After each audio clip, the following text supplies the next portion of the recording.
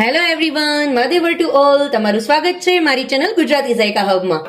આજે હું તમારા માટે લઈને આવી છું શિયાળાની બધાની ફેવરેટ એવી આઈટમ મમરાના લડ્ડુ, જે ખૂબ જ પૌષ્ટિક પણ હોય છે બીકોઝ ગોળથી બનાવીએ છીએ આપણે, એ પણ આયુર્વેદિક ગોળ. તો આ લડ્ડુ ખૂબ જ ઇઝીલી અને પરફેક્ટ ટ્રીક સાથે તમારા દાંતમાં બિલકુલ ચોટશે પણ નહીં અને એકદમ સરસ અને એકદમ ક્રિસ્પી એવા મમરાના લડ્ડુ તમે ઇઝીલી ઘરે ઝડપથી બનાવી શકશો.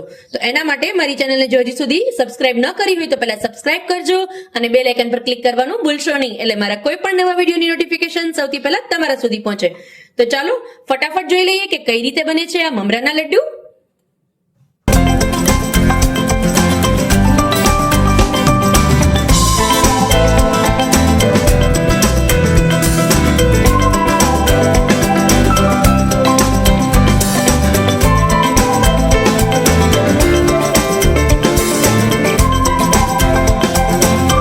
એકદમ નોન સ્ટિકી, બિલકુલ તમને ચોટે નહીં દાંતમાં પણ, અને એકદમ ક્રિસ્પી એવી ચીકી બનાવવા માટે સૌથી પહેલા આની અંદર હું 2 ચમચી જેટલું ઘી એડ કરું છું, જે ઘરનું ફ્રેશ દેશી ઘી છે એને એડ કરું છું.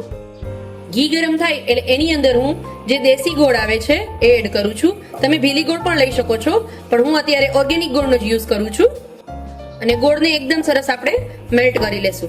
હવે આનું પ્રમાણ છે એ ખાસ એવી રીતે રાખવાનું, ખાસ ધ્યાન રાખજો કે તમે જ્યારે મમરાની ચીક્કી બનાવો છો અથવા એના લાડુ બનાવો છો, બીની ચીક્કી બનાવો છો, કોઈ પણ તમે ચીક્કી બનાવો છો, તો એમાં ગોળનું પ્રમાણ છે એ તમારા જેટલા મમરા લેવા હોય એનાથી અડધું રાખવાનું. હવે જ્યારે બીની બનાવો છો તો એમાં શું કરવાનું, જેટલું ગોળ લ્યો છો એટલા જ બી લેવાના અને એને એકદમ સરસ ચલાવવાનું, એટલે એકદમ સરસ ગોળ છે તમારો બધો મેલ્ટ થઈ જશે. હવે આને તમને ખાસ એક ટિપ્સ સાથે બતાવું છું કે તમારા દાંતમાં બિલકુલ ચોટશે નહીં, હાથમાં પણ ચોટશે નહીં ચીકી બની ગયા પછી. તેના માટેની ખાસ ટ્રિક્સ છે. વિડીયો લાસ્ટ સુધી જોજો અને જરૂર ફોલો કરજો. મારો ગોળ છે એ બધો એકદમ સરસ મેલ્ટ થઈ ગયો છે. હવે આને આ રીતે હું ચલાવતી જઈશ અને એકદમ સરસ આને કૂક કરીશ. પહેલા વિડીયોને લાસ્ટ સુધી જોજો બીકોઝ આની એક સિક્રેટ ટિપ્સ છે જે તમારી સાથે આજે હું શેર કરીશ, એટલે તમારી જે ચીકી છે એ એકદમ સરસ ક્રિસ્પી અને સાથે સાથે બિલકુલ ચોટશે પણ નહીં, દાંતમાં પણ નહીં ચોટે, હાથમાં પણ નહીં ચોટે અને એકદમ સરસ ડિલિશિયસ એવી ચીકી બનીને ખૂબ જ ઝડપથી રેડી થઈ જશે. માટે વિડીયોને વચ્ચેથી સ્કીપ ન કરશો. અને હા ફ્રેન્ડ્સ, બીજી એક વખત મેં ઘણા બધા વિડીયોઝમાં મારા કીધેલું છે, ફરી એક વખત રિપીટ કરી દઉં. કોઈ પણ રેસીપી તમે બનાવો છો મારી, અથવા બીજી કોઈ બી રેસીપી તમે બનાવો છો અને તમને રેસીપી બનાવતા વચ્ચે કોઈ બી ડિફિકલ્ટી આવે છે, કોઈ પણ મુશ્કેલી આવે છે, પ્રોબ્લેમ પડે છે, કોઈ પણ વસ્તુમાં તમે અટકી જાઓ છો, તો બિંદાસ એ વિડીયો નીચે મને કમેન્ટ કરો. હું એટ એ ટાઈમે કમેન્ટનો તમને રિપ્લાય કરીશ, એટલે તમારી જે રેસીપી છે એ બિલકુલ ખરાબ નહીં થવા દો.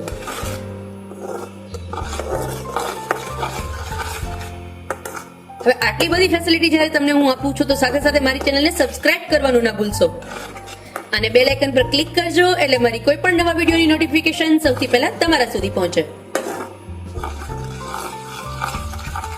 આ રીતે સતત ચલાવતા જવાનું અને એકદમ સરસ આની પાઈ આપણે બનાવીને રેડી કરી લેશું.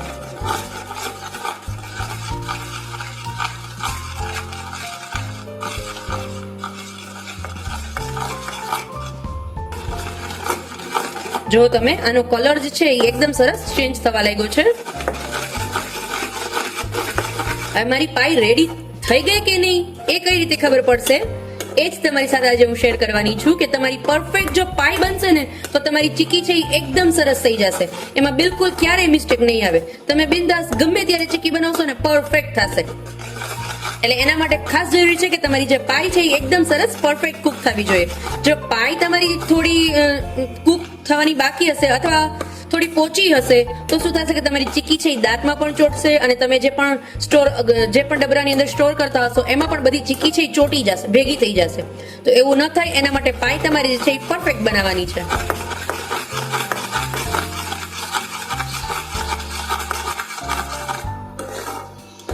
હવે પાઇપ પરફેક્ટ બની કે નહીં એ કઈ રીતે ચેક કરવાનું તમને તો હું આજે તમને બતાવી દઉં. આ રીતે એક વાટકાની અંદર પાણી તમારે લઈ લેવાનું, થોડું અમથું એવું 4 થી 5 ચમચી જેટલું મેં પાણી લીધેલું છે કે જેની અંદર મારું પાઈનું એક બૂંદ હું ખાલી એડ કરીશ અને ચેક કરીશ. જુઓ તમે, હવે ઠંડુ થશે એટલે આને હું ચેક કરીશ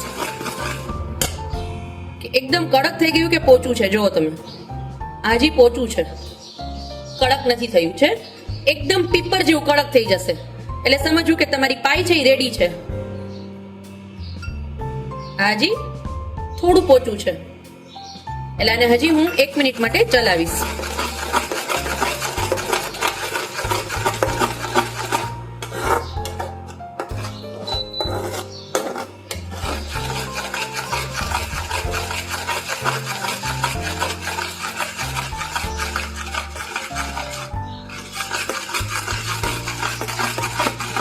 મારી પાઈ છે એ રેડી થઈ ગઈ લાગે છે. ફરી પાછું આપણે એક વખત ચેક કરી લઈએ આ રીતે.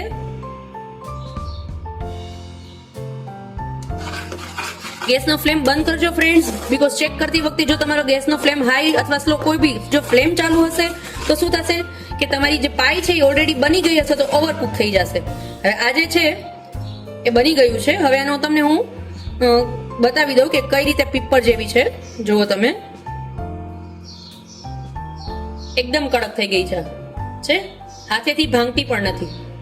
ટેસ્ટ કરીને પણ જોઈ લેવાનું. જો તમે ખાતી વખતે દાંતમાં ચોટી જાય તો હજી એને એક વખત ફેરવવાની જરૂરત છે. તમારી પાઈ છે એ હવે એકદમ સરસ રેડી થઈ ગઈ છે. હવે આની અંદર હું મમરા એડ કરી દઈશ.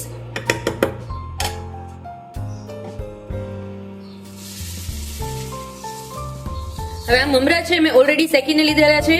તમારે એક વખત જોઈ લેવાનું જ્યારે પણ તમે મમરાની કોથળી ઓપન કરો છો ત્યારે કે જો આ રીતે એકદમ સરસ ઇઝીલી તૂટી જાય તો તમારે શેકવાની જરૂરત નથી. પણ જો ઇઝીલી ન તૂટે, થોડા એવા પોચા લાગે તો પહેલા એને શેકી અને પછી આનો યુઝ કરશું આપણે. એકદમ સરસ આને મિક્સ કરી લેશું. એકદમ સરસ બધું પાઈની અંદર મારે મિક્સ થઈ ગયું છે. હવે જ્યારે પણ તમે મિક્સ કરો છો ત્યારે ગેસનો ફ્લેમ છે એ બંધ રાખવાનો. હવે આને આપણે એકદમ સરસ લડ્ડુ બનાવી લેશું.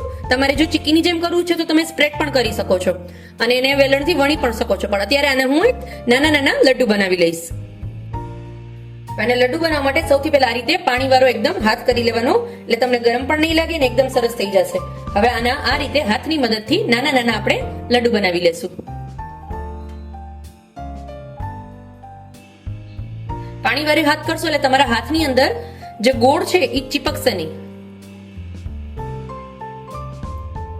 બધા લડ્ડુ આ રીતે બનાવીને રેડી કરી લેશું આપણે.